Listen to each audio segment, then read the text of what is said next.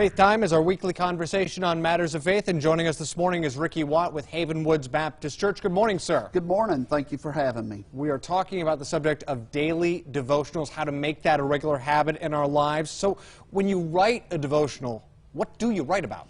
Well, I write about three primary things I believe that are most important in the life of a Christian. One is, how do I love God? How do I really experience His work in my daily life? The Bible says that we're to love God with all our heart, soul, mind, and strength.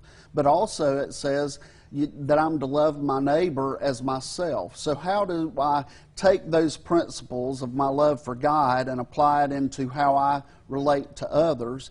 And then thirdly, how do I take those things and allow God to make an impact in my life and in the life of others too? What's a strong devotional that you might remember from your past? Yeah, I remember when I was much younger, I remember reading a story about a village where one by one the villagers had committed their lives to God. And so every day they would go out to the thicket and they would spend time alone with God.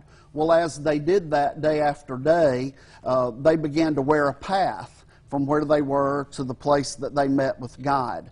Well, after a time, some of the people quit going and having that time with God, and so the phrase that they used was, there's grass growing on your path. Mm-hmm. And what that means is, hey, just remember, you need to have that time with God every day to keep that path worn down. I believe it's a great reminder to us as Christians that every day we need to be disciplined and having that time alone with God. That is a great reminder, and one of the ways you do it is making that daily devotional a habit. Ricky Watt with Haven Woods Baptist Church, we thank you for joining us for this edition of Faith Time. This segment and more will be up at our website, WKRG.com.